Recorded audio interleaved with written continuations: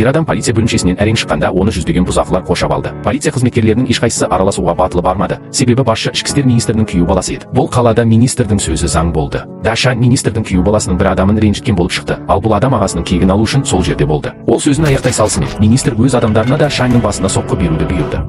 Иә, содан кейін бір топ адам оны қоршап алып, жұдырықтап, тепкілеп та Шанды жерге тез ұрды. Ол қорқақ емес еді. Ол кісінің суығанын күтіп тұрды. Әрине, ер адам тағы бір таяқ сермеп жібергенде, оның соңғы әрекеті дайын болды. Да Шан айқайлап, бірден ашулы күйге енді. Ол ашулы аң сияқты, адамын жерге жатқызып, аяусыз қорлады. Қорыққан қол астындағылары бұрылып, қашып кетті. Егер олар тым баяу болса да, Шаннан ұрып өлтіремін деп қорықты. Ақыры Дашан ер адамды қоқыс сияқты көлікке итеріп жіберді. Бірақ ұрып соққаннан кейін ол бірден қайын атасына шағымданды. Әрине, келесі күні Дашанның анасы сауда жасап жүргенде бұзақылар жүргізген көлікпен қағып кетті. Бақытына орай ауыр жарақат алмады. Енді Дашан отбасының да осындай тағдырға тап болатынынан шынымен қорқып, кешірім сұрау үшін тікелей ішкі істер министріне барды.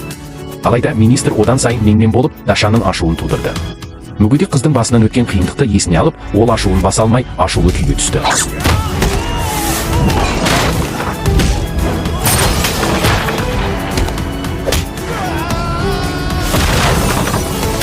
Бұл әрекет Дашанның соншалықты қатал болатынын күтпеген министрді таңғалдырды. Кетпес бұрын Дашанның әпкесі тіпті бірнеше рет қорқытты. Министр бұған шыдай алмады. Келесі күні министр Дашанның әпкесінің ұлын ұрлау үшін адамдар жіберді. Ашуланған Дашан олардың артынан мотоциклмен қуды. Мотоцикл болғанына қарамастан, ол оны жойғыш ұшақ сияқты қатыгездікпен жүргізді. Бұзақылар оны оята алмады. Ол трюктер жасай бастады. Оларды жағажайға дейін қуып жетті. Белгілі болғандай, бұл адамдар баланы теңізге лақтырып, балыққа тамақ бермек болған. Бірақ Дашан бұған келісе алмады. Ол газ педалін бұрап, тау бөктерімен жоғары қарай жүріп кетті. Артынан хаос қалдырды. Қуғыншылардың жақындап келе жатқанын көрген бұзақылар баланың мойнына пышақ тақап, Дашанды өзіне өзі қол жұмсауға мәжбүр етті. Әйтпесе олар баланы теңізге лақтырып жіберетін еді. Күтпеген жерден Дашанның келесі әрекеті бұзақыларды таң қалдырды.